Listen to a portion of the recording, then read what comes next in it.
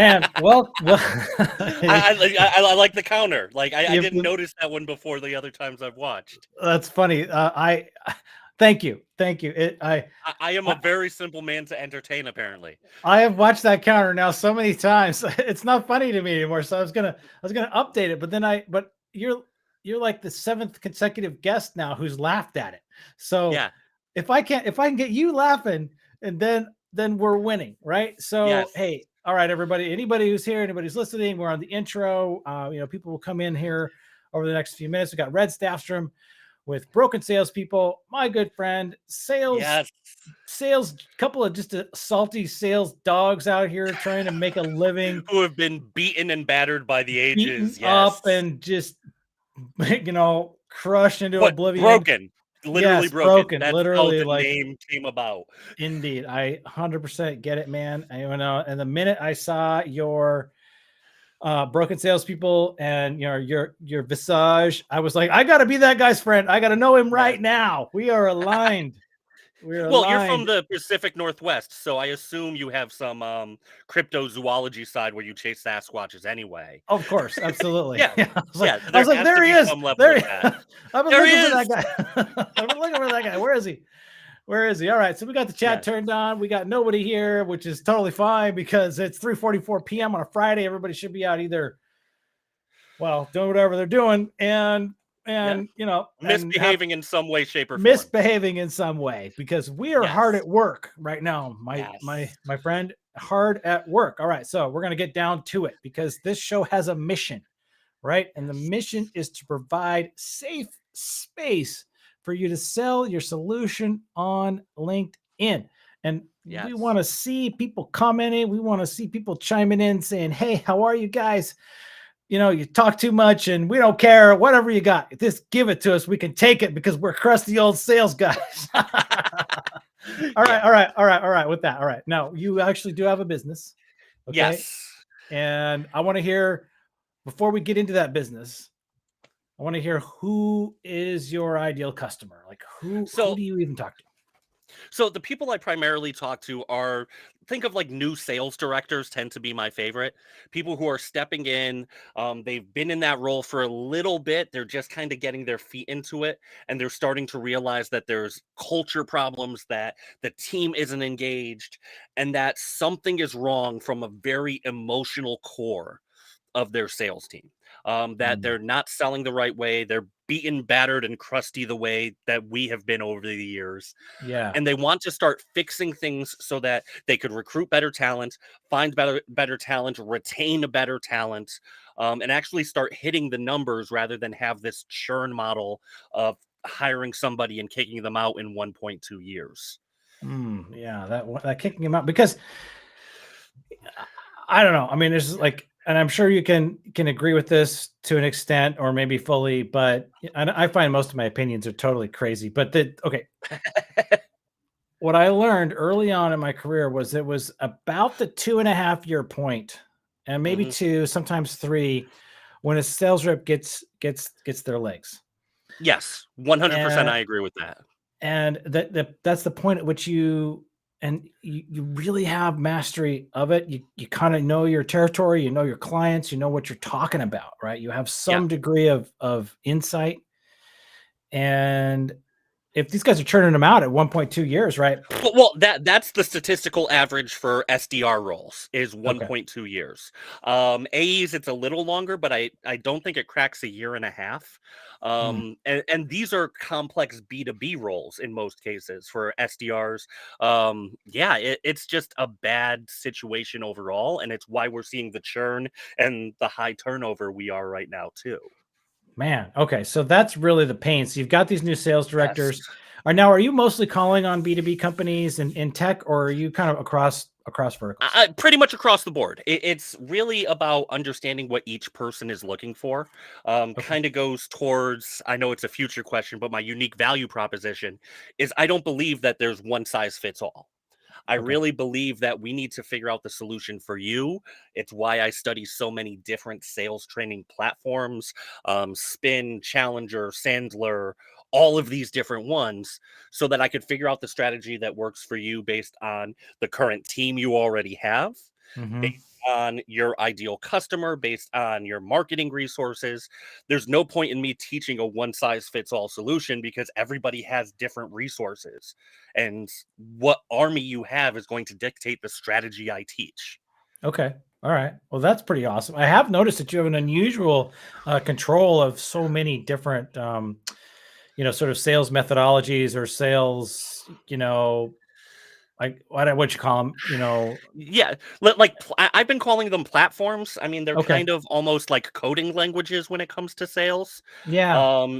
And it's you have to look at them all slightly differently. Spin, I love. Sandler, I love. Challenger, I love. 10x. I've gone and learned all of these, so I could take.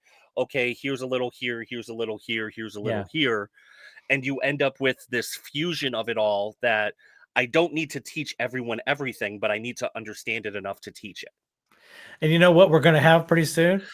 The broken sales, aka the BS sales methodology, which is this stew of awesomeness that we can Yes. pull out of. I can Yeah. just see BS. Oh man, that was so good. Okay, I I've been digress. trying to figure out the right acronyms and everything to put it all Yeah. together. Like I just put together a PDF today where I used track for typical customer research, analyze, capture, and keep kill. Like I did Okay. that. But I can't find an acronym I like for longer than 20 minutes or so. All right. All right. So speaking of time, now let's give me in like 60 seconds or less how you got into this business. How did you I got get there? into it by being broken, but by turning into the crusty old salesperson. I did all the sales that everybody hates forever. I did car sales, telemarketing, door to door sales, led to a full blown mental breakdown. And I'll Mm, wholeheartedly admit that. From there, I decided to stay in sales, possibly because I'm stubborn. And I started to relearn everything that I didn't knew. But rather than just looking at sales books and sales literature, I started reading psychology, sociology, anthropology, because you realize that a lot of the sales techniques that we were taught were just made up because they sound good and it was a yeah. sellable product to companies. They made Okay. sales sound so simple that they could sell it as a product, Yeah. Yeah. but they didn't really look into the human condition, human needs, what's our brain pattern like. And Hmm. that's where I started to change my sales process. Okay. Okay. Okay. Gotcha. And then when did you start Broken Salespeople and begin consulting like you are? So I started a podcast about 2 years ago, but I've been going full bore on this for about a year now. Okay. Left my last job and now I'm doing this. Now I'm on LinkedIn, being an author, talking to people like you, and doing speaking events, et cetera, et cetera, et cetera. All right. So let's talk about when you go in. So at the end, we're going to talk about what you have for salespeople in general. But right now, I want to focus on Yes. the bigger overarching offer is. So let's talk about that. So I'm a business. I'm this sales manager new, and I've got churn. I'm dealing with churn. And I don't know which sales platform to use, what to lean on. I don't know how to. Okay, so I hire you, right? So what does your process look like when you come in and help me? So the process is really, let's start with somebody like you're a sales director, you're having these problems. It's like you going into a doctor's office saying you're losing a lot of weight. You Okay. see this problem, you know it's a problem, but you have no clue what the cause is. So that's when I start asking some questions, figuring out where things are going wrong, having that diagnostic conversation. Then I'm talking to other people within your orbit. I'm talking to your frontline manager, your CS team, your sales reps, the people who are on the ground, talking to some of your past employees if that's possible at all. Okay. And I want to know what their headaches are that they'll tell me that they won't tell you. Gotcha. Yeah. Yeah. Then I could start helping you put together a plan to retain top talent and stop saying, well, they just weren't a culture fit. Mm, No, you didn't take the time to make them feel welcome in most gotcha. cases. Gotcha. Gotcha. Gotcha. So it's a very much a get your boots on the ground and get in with the people and really do those interviews and all that research. And I assume that you make people feel like they're protected in that process, that they're What not. Yeah. well, and I tell people this all the time in any kind of sales training. When I step in, it's not me versus the customer. It's Hmm. me and the customer versus the problem. So Gotcha. there is nothing to protect because we're on the same side. Right. Right. But I I'm guess coming what I'm in, getting at is yeah. if you talk to foot soldiers, right, and Mhm. they're talking to you and they're giving you maybe some negative feedback, they like that can get a little dicey sometimes, right? Like And if they people, do, then that's the right thing. Like, I yeah, don't think that there's bad information out there. If they're having a complaint, it's something that management will have to at least acknowledge in some level. Maybe not change anything, but they should at least say, I understand you're unhappy about this. gotcha. Yeah. Okay. All right. Hiding it Right and on. sweeping it under the rug helps nobody. Okay. Okay. All right. That sounds like just like common sense. Oh, guess what? Okay, let's just do that. All right. So how now there's lots and lots and lots of people out here who are doing consulting, who are offering sales consulting. I mean, on LinkedIn, there's a lot of people who, purport that they are sales gurus. So how do you Yeah. differentiate what you have um than what else is out there? So again, my big difference is that I don't believe that there's one golden cow out there, that there's one sacred symbol. It doesn't matter what works so long as it works for you. Cold calling works for some people, but it doesn't work for everybody. Right. So what's the difference with me is I don't have anything that I worship that I say this is the thing that everybody should Mm, be doing. okay. What are your strengths as a person, as an organization, and how do we build on those rather than force 50 phone calls a day down your throat when you're actually much more careful, research minded, deep conversation rather than shotgun. Mm-hmm. Mm-hmm. You Okay. know, All if right. you're a So natural farmer, we build a farming strategy. We don't build a hunting strategy. okay. Okay. So the difference piece is saying like, hey, I'm not coming preloaded with like this sort of half-baked consulting front end with my money maker behind me that is Mhm. your 50 call a day dialer, Yeah. right? Right. It Okay. doesn't matter. I'm not here to tell you this is what works. I'm here to figure out what you like, what your strengths are, and then we figure out how to make that work for you. It doesn't Okay. have to be perfect, it has to be executed. Okay. All right. Got it. So now so you've been in business for a year. Yep. I assume you've got some clients. How are they doing? Like what have the outcomes been? I mean, the biggest thing that I help people with in my mind is actually taking things off their plate Okay. because, like you said, there's so many sales gurus out there. Yeah. They get so many ideas, and okay, maybe I should be sending more private messages. Maybe I should be doing more of this, more of that, more marketing, more whatever. What I help them do is realize you can't do everything, and that's okay. The best thing a coach can do for most people is let them throw away good ideas. Hmm. Good ideas are really cheap in this economy. Okay. Okay. How do you focus on what you're going to be great at and really dial down to it? It's Ah. almost a little bit like that Pareto principle, that 80-20 rule. Mm-hmm. Mm-hmm. How do you Mm-hmm. find that 20% and stay focused on it Okay. rather than trying to force a square peg in a round hole? Yeah, yeah. All right. Okay. So basically, what they're getting then is this, like a focus, right? Like and relief, so they can just dive into what they're really good at. So like, hey, I hate leg day. All right, we're not doing legs. We're gonna just work on biceps because we're bicep guys. Arg, right?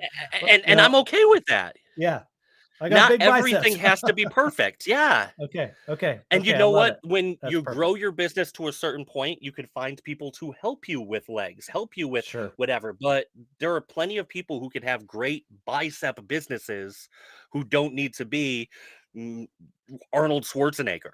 I got it. Okay, I love it. That's so good. It just helps me to get my brain around, okay, Yeah. where are you in this space? All right. So the next and the last question is how do I hire you? Like, what does that look like? And when are you available and all that? I mean, the best place to find me is on LinkedIn. I'm pretty Okay. much always on there. Brokensalespeople.com. That's super easy to find me there too. Really, it's just about setting up an initial conversation. Let's talk about what problems you're having. Hmm. And I'll put together a report of what I understand, a few steps forward, and then we'll figure out what kind of pricing works best based on the problems you have. I'm not going to sell you a $100,000 program for a $500 problem. Yeah, makes sense. It's Okay, about perfect. figuring out what resources you have, what problems you have, and how do we make those resources fit and fix as much as we possibly can. Okay. Okay. So the pricing is all worked out based on what the need is. And all Mhm. right, perfect. That totally makes sense. All right. So now we're going to wind this sucker up, but I do want to say I finished your book last night, the Introvert Awesome, Sales man. Survival Manual. And so it is not lost on me that you are also speaking to individual producers, right? Not only through your Mhm. book, but through your course. And, I take it in, man. I try to Yeah. learn as best I can, and I am always trying to grow. So with that, I'm gonna say thanks for coming on the show today. You are Anytime, dude. easily like my one of my most favorite people out here. I just adore, and I'm Same. thrilled that you're on my team, and I can't wait to support you. And I hope that the 344 at some point someday drives a shit ton of business your way, because it'd be fantastic. That's what I'm we're here all for you, about. man. All However, right. whenever you need me, I'm here. All right, brother. It's a two-way street. All right. So what I'm going to do now is I'm going to push the count up timer, and that'll be our signal that we are done. So don't go away. All right. All right. All right. Thank you, sir. Okay. Bye, everybody.